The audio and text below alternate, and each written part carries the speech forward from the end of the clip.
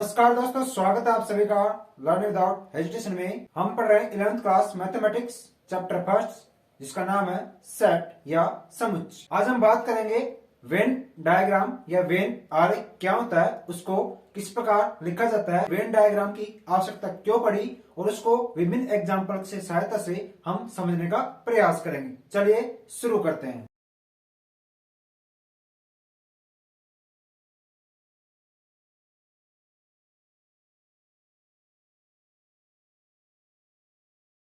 तो सबसे पहले देखते हैं कि वेन डायग्राम आखिर होता क्या है। चलिए देखते हैं।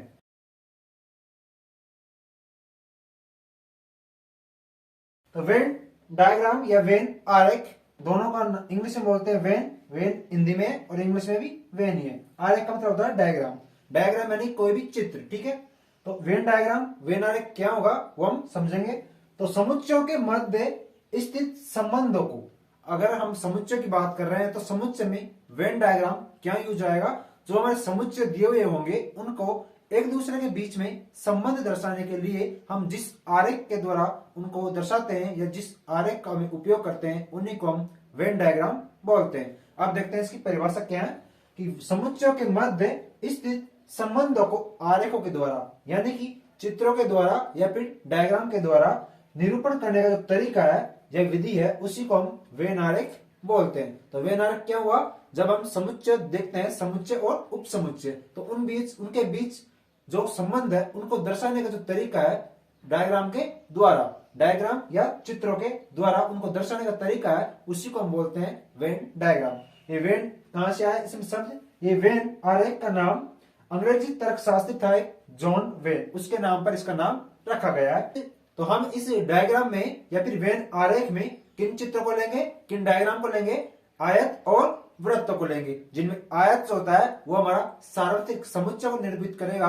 और जो हमारे समुच्चय या फिर उपसमुच्चय होंगे उनको हम वृत्तों के द्वारा निरूपित करते हैं। देखिए, जिसमें जो सार्वत्रिक समुच्चय है उसको प्राय एक आयत के द्वारा हम दर्शाएंगे और उसके उपसमुच्चय या फिर समुच्चय को वृत्तों के द्वारा प्रदर्शित करते हैं। ठीक है, इतना आपको समझ आ गया होगा। जो वेन आरेख में जो मुख्य समुच्चय होगा या फिर सार्वत्रिक समुच्चय, हमने इसकी परिभाषा कल देख ली थी पिछली वीडियो में कि सार्वत्रिक समुच्चय वह होता है समुच्चय जिसमें दिए गए सभी समुच्चय एवं उपसमुच्चय उपस्थित होते हैं, उसी को हम सार्वत्रिक समुच्चय कहते हैं।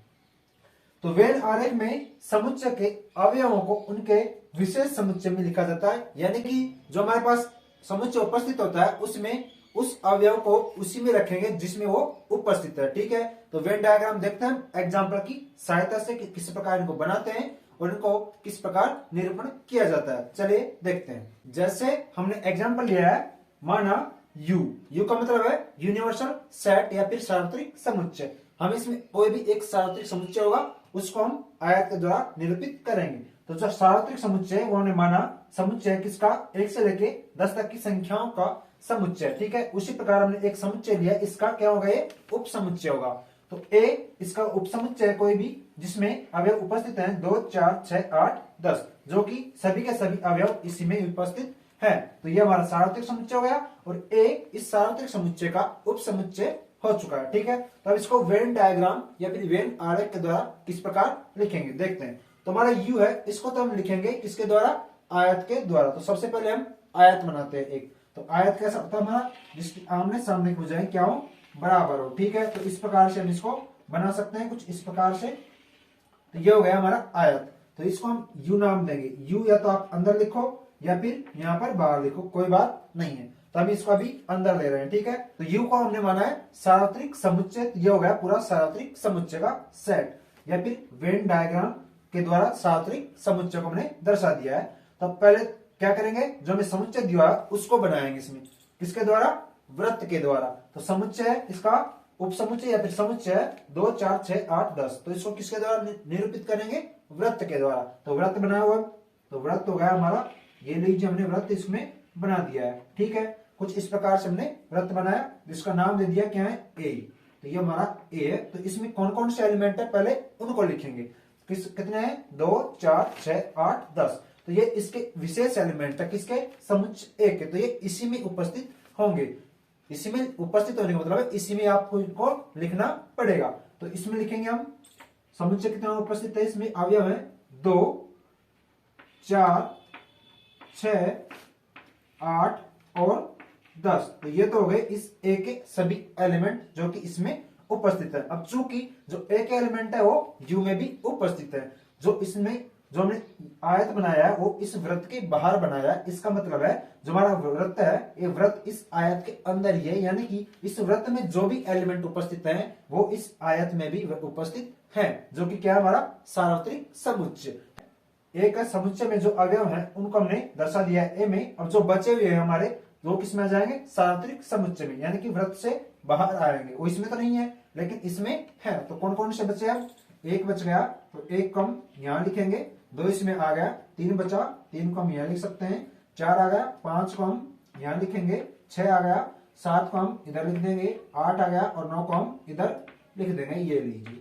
तो इस प्रकार से हमने यूनिवर्सल सेट है, इसमें 1 से लेके 10 तक आ गए। देखो 1, 2, 3, 4, 5, 6, 7, 8, 9, 10 सभी उपस्थित है। ठीक है, जो यूनिवर्सल सेट है उसी में क्या है, ए उपस्थित है, यानी कि ए इसका क्या है, उप समुच्चय है, यानी कि ए इज सबसेट ऑफ यू। ए समुच्चय यू में ही उपस्थित है, यानी कि यूनिवर्सल सेट में ही उपस्थित है और उपस्थित भी होगा, तभी क्या कहलाएगा, यू सार्वत्रिक समुच्चय कहलाता है। तो ये होता है इसका वेन डायग्राम। यू हमने माना 1 से लेकर 10 तक की संख्याओं का समुच्चय, ए हमने माना 2, 4, 6, 8, 10 यानी कि 1 से 10 तक की सभी सम संख्याओं का समुच्चय है। तो ए इसका उपसमुच्चय है, तो उसको वेन डायग्राम में इस प्रकार लिखेंगे।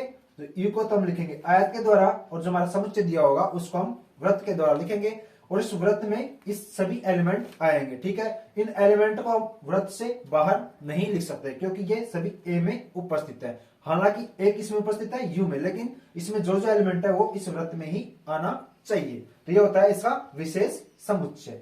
फिर यू में क्या होगा, जो बच गए एलिमेंट 1 से लेकर 10 तक उनको हम यू में बाहर वृत्त से बाहर रखेंगे क्योंकि वो ए में नहीं है। तो ए क्या है, एक वृत्त है जो कि ए को दर्शा रहा है, यानी कि ए समुच्चय को दर्शा रहा है, तो ए में इसके समुच्चय आएंगे।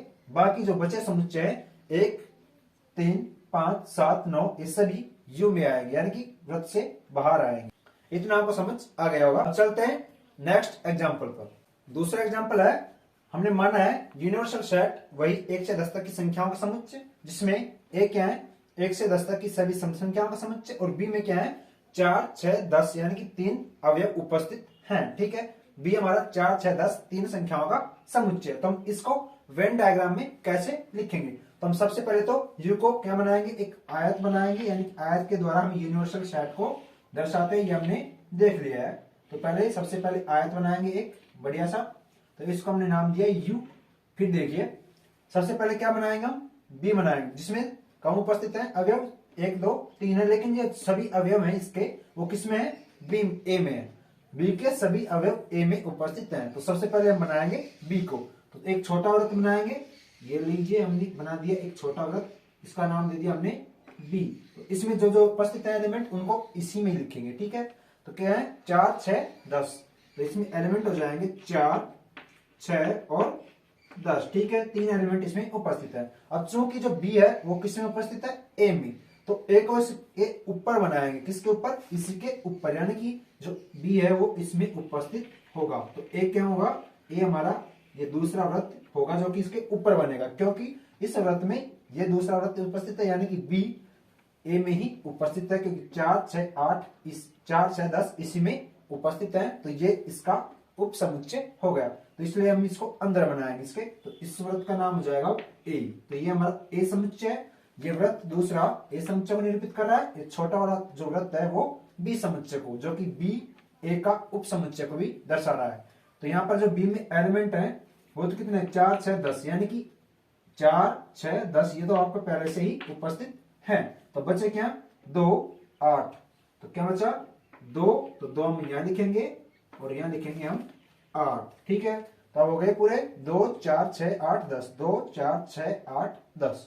तो ए में उपस्थित है बी, तो इसके सभी एलिमेंट ए में भी उपस्थित होंगे। तो बी में क्या है 4, 6, 10, तो इनको हम सबने इसमें लिखा। ए में क्या है 4, 6, 10, 8, 2, 4, 6, 8, 10। ठीक है, तो 2, 4, 6, 8, 10, क्योंकि बी ए में ही उपस्थित है, ए का ही उपसेट है, तो हम लिख सकते हैं यहाँ पर बी इज सबसेट ऑफ ए, और चूंकि जो ए है वो भी किसमें उपस्थित है, इस यूनिवर्सल सेट में उपस्थित है, जो कि 1 से लेकर 10 तक संख्याएं, उनमें ये सभी संख्याएं विद्यमान है। तो हम जो ए सेट है उसको भी हम यूनिवर्सल सेट में दर्शा सकते हैं, यानी कि उसके भी ऊपर दूसरा सेट आएगा जिसको हम बोलते हैं यूनिवर्सल सेट, जो कि वृत्त आयत के द्वारा दर्शाया जाता है। तो ये होता है इसका वेन डायग्राम। तो हम यहां से लिख सकते हैं बी सबसेट है ए का, और जो ये ए सबसेट है वो किसका है, यूनिवर्सल सेट का। ठीक है, इसको हम इस प्रकार भी लिख सकते हैं। तो ये हो गया हमारा दूसरा एग्जांपल और इसका वेन डायग्राम। तो इसको बोलते हैं हम वेन डायग्राम या फिर वेन आरेख। अब देखते हैं हम एक और एग्जांपल तीसरा, जिसमें कुछ विभिन्न स्थिति को हम जानेंगे। तीसरा एग्जांपल हमारा, माना हमने यू वही 1 से 10 तक की संख्याओं का समुच्चय, ठीक है, ए हमने माना है ये तो मतलब यूनिवर्सल सेट सार्वत्रिक समुच्चय। दूसरा समुच्चय हमने माना ए, जिसमें उपस्थित है 1 से लेकर 10 तक की सभी विषम संख्याएं, और बी हमने माना 2, 4, 6 3 संख्याओं का सेट है। ठीक है, 3 अवयव इसमें उपस्थित हैं। तो बी और ए, क्या इन दोनों में कोई भी अवयव कॉमन है? बिल्कुल नहीं। तो हम देखते हैं यहाँ पर जो बी और ए है उसमें कोई भी अवयव कॉमन नहीं है, यानी कि जो बी है वो ए का सबसेट नहीं है। अब तक क्या होता था कि जो बी है वो ए का सबसेट था, अब की बार बी में भी अलग एलिमेंट है और ए में भी अलग एलिमेंट है, और यूनिवर्सल सेट में इस बी भी उपस्थित है और ए भी उपस्थित है, यानी कि दोनों के अवयव इस यूनिवर्सल सेट में उपस्थित है, यानी कि दोनों ही यू के उप समुच्चय हैं। ठीक है, तो हम इसको वेन डायग्राम में कैसे दर्शाएंगे?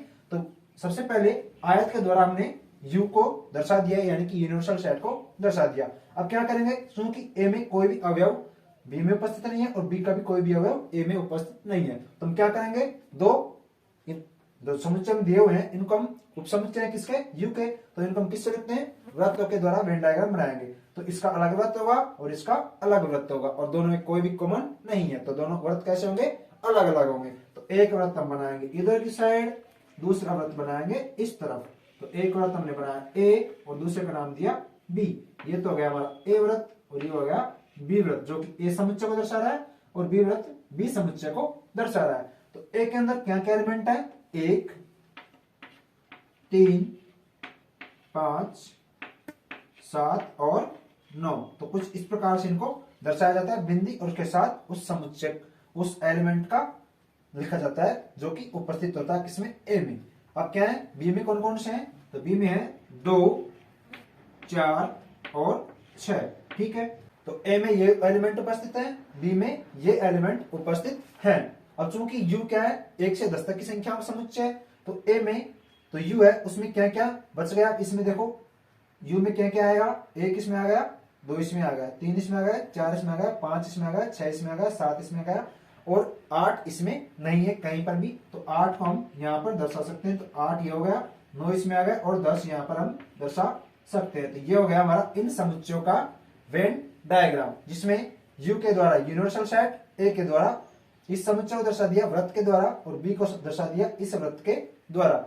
दोनों अलग अलग है, यानी कि कोई भी एलिमेंट ए और बी में कोई भी सेम नहीं है, दोनों अलग अलग बनाए, इसलिए हमने, और यू है उसमें ये दोनों उपस्थित है, इसलिए इन दोनों को किसमें लिखा, यू में लिखा, यानी कि यूनिवर्सल सेट में लिखा।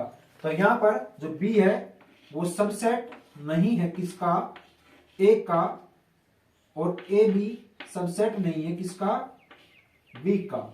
लेकिन जो आपका बी है वो सबसेट है किसका, यू का, और ए भी सबसेट है किसका, यू का। ये हमने इससे कह सकते हैं इस वेन डायग्राम से। अब देखते हैं एग्जांपल 4। चौथा एग्जांपल हमारा वही यूनिवर्सल सेट वही है, जो ए है उसको हमने अलग माना और बी को अलग माना, जिसमें ए में उपस्थित है 1, 3, 9 और बी में उपस्थित है 1, 3, 7, 8 अवयव उपस्थित हैं। लेकिन एक ध्यान देने वाली बात है कि यहाँ पर 1, 2 अवयव इसमें है, 1 और 3 इसमें भी है और 1 और 3 इसमें भी है, यानी कि दोनों में 2 अवयव क्या है, कॉमन है, दोनों अवयव समान है। ठीक है, तो उसको हम वेन डायग्राम में कैसे दर्शाएंगे, तो यूनिवर्सल सेट हमने मान लिया आयत है, ठीक है, तो एक वृत्त इसका बनेगा, दूसरा वृत्त इसका बनेगा। चूंकि ये इसमें पूरे तरीके से विद्यमान नहीं है, तो ये इसका पूरे तरीके से उप समुच्चय नहीं है, इसका उप समुच्चय पूरे तरीके से ये नहीं है। ठीक है, लेकिन ये भी इसका उप समुच्चय नहीं है, लेकिन इसमें 1 और 3 और इसमें 1 और 3, यानी कि 2 अवयव इन दोनों में क्या है, समान है। तो हम इसको वेन डायग्राम में कैसे दर्शाएंगे, तो वही पहले तो हम दो वृत्त बनाएंगे, एक तो ए की तरफ बनाएंगे और दूसरा बी बनाएंगे, लेकिन 1 और 3 उपस्थित है कॉमन, तो ये दोनों लिखेंगे तो एक बार ही, दो बार तो नहीं आएंगे। तो उनको कैसे लिखेंगे, तो दूसरा वृत्त जो बनाएंगे उसको थोड़ा इसमें प्रतिच्छेद करता हुआ बनाएंगे। तो इसमें प्रतिच्छेद करता हुआ बनाएंगे ऐसे कुछ इसी प्रकार से। तो बी हमारा ये समुच्चय होगा, तो इसको नाम दिया हमने बी, और ये हमारा हो गया ए। जिसमें जो प्रतिच्छेद कर रहा है इसका मतलब है इन दोनों में जो कॉमन एलिमेंट उपस्थित है वो एलिमेंट इसमें आएगा।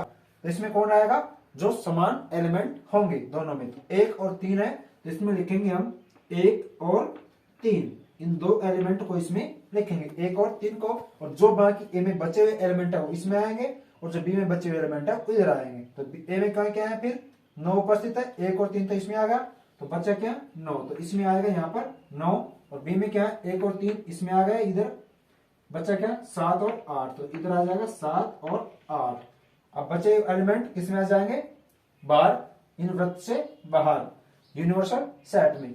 क्या क्या बचा, 1 इसमें आ गया, 2 बचा, 3 आ गया, 4 बचा, 5 नहीं है तो 5 आ गया, 6 भी नहीं है, 7 इसमें आ गया, 8 इसमें आ गया, 9 इसमें आ गया, और बचा क्या 10। तो ये इस प्रकार से आएगा। ठीक है, जो समान एलिमेंट होंगे उनको हम इसमें लिखेंगे, जो अलग अलग हैं दोनों में उनको इस इधर वाले गोले में लिखेंगे इस तरफ। ठीक है, और जो बचे हुए हैं उनको हम बाहर लिखेंगे, वृत्त से बाहर, जो कि इसमें उपस्थित नहीं है, जो किसमें है यूनिवर्सल सेट में। ठीक है, तो इस प्रकार से हमने एग्जाम्पल्स के द्वारा वेन डायग्राम को समझा कि विभिन्न एग्जाम्पल्स से कि किस प्रकार के उनको दर्शाना चाहिए। आई होप आप सभी को वेन डायग्राम अच्छे से समझ आ गया होगा। आज के लिए इतना ही, मिलते हैं नेक्स्ट वीडियो में नेक्स्ट टॉपिक के साथ। तब तक के लिए आप इसी प्रकार पढ़ते रहिए, मुस्कुराते रहिए। धन्यवाद, जय हिंद।